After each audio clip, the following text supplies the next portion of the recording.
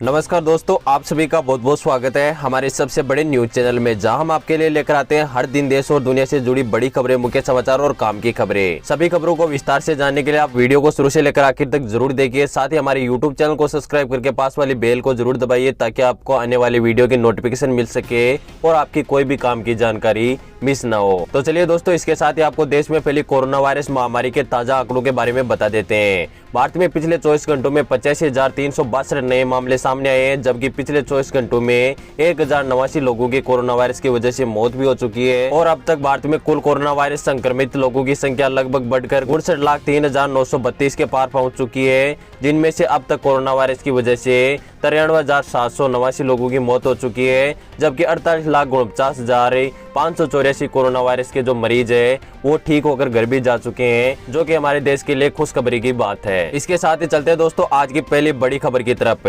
दुर्गा पूजा, दशहरा, दीपावली, छठ पूजा जैसे त्योहारों पर सरकार ने दिए बड़े निर्देश, जानिए क्या रहेंगे नियम। उत्तर प्रदेश के मुख्यमंत्री योगी आदित्यनाथ ने आने वाले त्योहारों को लेकर निर्देश जारी किए हैं। दुर्गा पूजा, दशहरा, दीपावली, छठ पूजा जैसे त्योहार आगे बढ़ते हैं, जिसको लेकर सीएम योगी ने कहा है कि इन त्योहारों को घर पर ही मनाया जाए और कोई भी सार्वजनिक आयोजन नहीं किया जाए, जिससे जो कोरोना वायरस का जो लगातार संक्रमण बढ़ रहा है उसको रोका जा सके। मुख्यमंत्री ने गुरुवार को लोक भवन में एक उच्च स्तरीय बैठक में अनलॉक व्यवस्था को लेकर समीक्षा की। इस दौरान उन्होंने कहा कि आगामी पर्वों को ध्यान में रखते हुए कोविड-19 के बचाव के बारे में विशेष रूप से जागरूक किया जाना चाहिए। लोगों को त्योहार घर पर ही मनाए, कोई भी सार्वजनिक आयोजन भी नहीं किया जाए, जिससे कि जो कोरोना वायरस का जो लगातार संक्रमण बढ़ रहा है उसे समय पर रोका जा सके। साथ ही आगामी यानी आने वाले त्योहारों को लेकर केंद्र सरकार की तरफ से ही जल्दी जो निर्देश है वो कोरोना वायरस को लेकर जारी हो सकते हैं कि आने वाले दीपावली, दशहरा, दुर्गा पूजा जैसे त्योहारों पर छूट दी जाएगी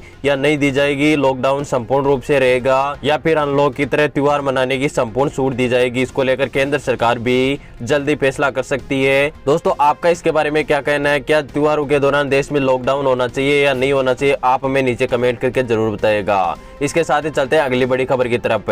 भारत और चीन सीमा विवाद को लेकर फिर से बोले ट्रंप, कहा भारत को मदद की जरूरत पड़ी तो हम आगे आएंगे। डोनाल्ड ट्रंप ने व्हाइट हाउस में संवाददाता को कहा कि मुझे पता है कि अब चीन और भारत को कठिनाइयां हो रही है, क्योंकि दोनों देशों के बीच में जो विवाद चल रहा है उससे लगातार दोनों देशों को नुकसान हो रहा है। उम्मीद है कि इसका जल्दी हल निकाल पाएंगे। अगर हमारी मदद की जरूरत पड़ी तो हम मदद करना पसंद करेंगे। इसको लेकर साफ साफ संकेत में डोनाल्ड ट्रंप ने कहा है कि अगर भारत को चीन से युद्ध करते समय जरूरत पड़ी तो हम आगे आएंगे और भारत की मदद करेंगे। साथ ही जो भारत और चीन की सेना के बीच में जो बातचीत चल रही थी वह लगातार जो बातचीत है वो असफल होती जा रही है और जो विवाद है वो लगातार बढ़ता जा रहा है, क्योंकि लगातार जो चीन सेना वो भारतीय सीमा में घुसपैठ करने की कोशिश करती है और लगातार भारतीय सेना की तरफ से जो करारा जवाब मिलने के बाद में वापिस उन्हें अपनी सीमा में लौटना पड़ रहा है। लेकिन इसके बाद में भी जो बातचीतें चल रही है दोनों सेनाओं के बीच में शांति समझौते को लेकर वह लगातार फेल होती दिखाई दे रही है और इसके बाद में जो विवाद है वो थमने का नाम ही नहीं ले रहा है। उधर चीन सेना भी अपने सीमा के पास में कई अतिरिक्त सैनिकों की लगातार तैनाती कर रही है, लगातार जो गोला बारूद, बड़ी संख्या में योद्धक टैंकों की तैनाती कर रही है और इधर भारतीय सेना भी लगातार अपनी जो स्थिति है वो मजबूत करते जा रही है। सीमा की जो ऊंची चोटियां वहां पर कई योद्धक, हेलीकॉप्टर, गोला बारूद, साथ ही कई अतिरिक्त जवान भी तैनात किए हैं,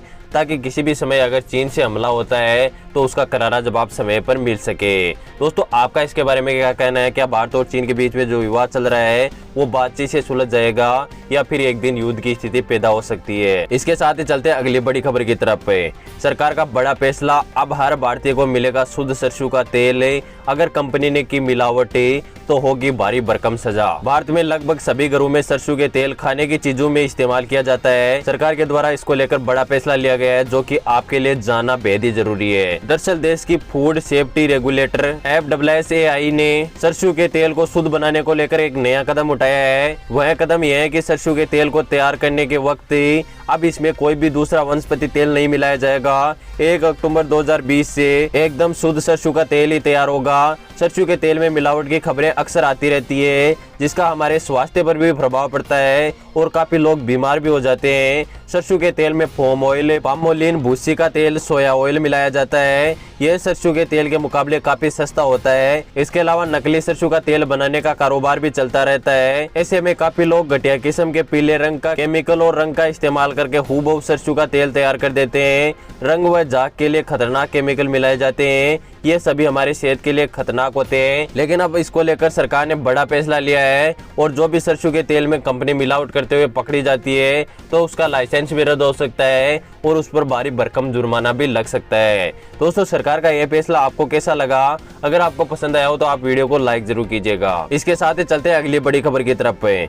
बदल जाएगा चेक से पेमेंट करने का तरीका, नए साल से होगा नया नियम लागू। भारतीय रिजर्व बैंक आरबीआई ने बैंक धोखाधड़ी रोकने को लेकर एक अहम फैसला लिया है। आरबीआई ने 1 जनवरी 2021 से चेक के लिए पॉजिटिव पे सिस्टम शुरू करने की बात कही है। पॉजिटिव पे सिस्टम के तहत 50,000 से अधिक भुगतान वाले चेक के लिए महत्वपूर्ण ब्यौरे के बारे में दोबारा से पुष्टि करने की जरूरत होगी। इस सिस्टम के तहत चेक जारी करने वाले को SMS, mobile app, internet banking या ATM जैसे इलेक्ट्रॉनिक माध्यम से चेक के बारे में कुछ न्यूनतम ब्यौरा और जानकारी देनी होगी। इसमें तारीख, लाभार्थी का नाम, प्राप्तकर्ता, पेयी और राशि के बारे में जानकारी देनी होगी। इसके बाद में जो संपूर्ण जानकारियां वो अगर मिलान खाती है चेक के दौरान, इसके बाद में जो चेक है उसको पास किया जाएगा और अगर इसमें कोई गलती पाई जाती है तो इसमें सुधार करने के लिए बैंक की तरफ से कार्रवाई की जाएगी। और अगर सुधार होता है तो ठीक है, और अगर सुधार नहीं होता है और बैंक से मिलान नहीं खाती है, जो सभी ब्यौरा है, तारीख है, नाम है, डेट है या जो भी एड्रेस पता मिलान नहीं खाता है, तो जो प्राप्त करता है यानी जो चेक से पैसे लेना चाहता है उसे पैसे नहीं दिए जाएंगे। तो बैंक की तरफ से यह महत्वपूर्ण कदम उठाया गया है, जिसके बाद में जो फर्जी चेक के द्वारा पैसे लेते हैं उनकी जो धोखाधड़ी उस पर रोक लगाई जाएगी। इसके साथ ही चलते अगली बड़ी खबर की तरफ है। आरबीआई ने किया बड़ा ऐलान, अगर आपके खाते में एक भी रुपया नहीं है फिर भी आप इस योजना के तहत बैंक अकाउंट से निकलवा सकते हो हजारों रुपए। जानिए बड़ी खबर है। आरबीआई ने ऐलान करते हुए कहा कि आने वाले समय में बैंक की ओर से खाता धारकों को एक इलेक्ट्रॉनिक कार्ड जारी किए जाएंगे। आरबीआई ने नियमों में ढील देते हुए बैंक को ओवरड्राफ्ट रखने और ग्राहकों को इलेक्ट्रॉनिक कार्ड जारी करने की अनुमति दे दी है। यह सुविधा उन ओवरड्राफ्ट खातों के लिए है जो पर्सनल लोन की तरह है। सरकारी और निजी बैंक ओवरड्राफ्ट की फैसिलिटी देते हैं। ज्यादातर bank current account, salary account और फिक्स्ड डिपॉजिट FD की सुविधा भी देते हैं। कुछ बैंक शेयर, बॉन्ड और बीमा पॉलिसी जैसे आधार के एवज में ओवरड्राफ्ट की सुविधा देते हैं। इस फैसिलिटी के तहत बैंक से आप अपनी जरूरत के अनुसार पैसे ले सकते हो और इसके बाद में अगर आपकी जरूरत पूरी हो जाए इसके बाद में यह पैसे आप बैंक को आप वापस भी चुका सकते हो। यह एक तरह का लोन आपको दिया जा सकता है, यानी आपके खाते में अगर ओवरड्राफ्ट की आपको सुविधा मिल गई है बैंक की तरफ से, आप संपूर्ण जानकारी इसको लेकर ले सकते हो। अगर आपको ओवरड्राफ्ट की सुविधा बैंक की तरफ से मिल गई है तो आपके खाते में अगर एक भी पैसा नहीं है तो बैंक से आप अपने व्यवहार के अनुसार, अपनी लिमिट के अनुसार पैसे उधार ले सकते हो और उसके बाद में अगर आपकी जरूरत पूरी हो जाए तो आप वह पैसे वापस भी लौटा सकते हो। इस योजना का नाम है ओवरड्राफ्ट सुविधा, जिसके तहत अगर आपके खाते में एक भी पैसे नहीं है फिर भी आप बैंक से अपनी आवश्यकता पूरी करने के लिए पैसे ले सकते हो। इसके साथ ही चलते हैं अगली बड़ी खबर की तरफ पे। कोरोना वायरस को लेकर भारत की तरफ से बड़ी खुशखबरी, भारत में जल्द आएंगे कोरोना वायरस के टीके। देश में कोरोना वायरस के मरीजों की संख्या में लगातार बढ़ोतरी हो रही है। इस वक्त लोगों को सबसे ज्यादा इंतजार कोरोना वैक्सीन का है। भारत की 3 कोरोना वैक्सीन सहित दुनिया भर में कई वैक्सीनों पर काम चल रहा है, लेकिन किसी भी कंपनी ने अभी तक जो वैक्सीन है वो लॉन्च नहीं की है या लॉन्च करने की तारीख भी नहीं बताई है। भारत में जिन वैक्सीन पर काम चल रहा है उसमें से कोवैक्सीन एक है। इसको लेकर अच्छी खबर निकलकर सामने आ रही है। भारत बायोटेक की ओर से विकसित की जा रही कोरोना वैक्सीन कोवैक्सीन तीसरे फेज ट्रायल के लिए कोरोना वैक्सीन को उत्तर प्रदेश में मंजूरी मिल गई है और इसका अगर तीसरा फेज ट्रायल है वो सफल होता है तो भारत में जो कोरोना वायरस के जो टीके हैं वो तुरंत उपलब्ध कराए जाएंगे और भारत में जल्दी से जल्दी जो कोरोना वायरस के लगातार मामले बढ़ रहे हैं उस पर रोक लगाई जा सकती है। इसके साथ ही चलते हैं अगली बड़ी खबर की तरफ पे।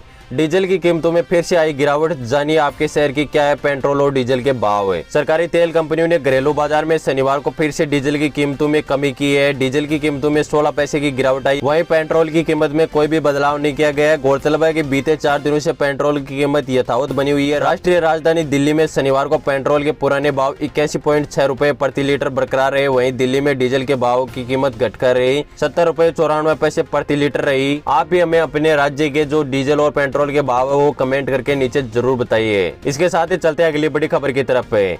लगातार 4 दिनों तक फिसला फिर भी संभला सोना, जानिए आज के ताजा सोना और चांदी के भाव हुए। पिछले 5 दिनों में सोना 1776 रुपए प्रति 10 ग्राम गिर चुका था, वही चांदी 8428 रुपए प्रति किलो गिर चुकी थी। सप्ताह के अंतिम कारोबार में दोनों धातुओं में तेजी आई है। सराफा बाजार में सोना और चांदी के भाव में लगातार हो रही गिरावट शुक्रवार को थम गई।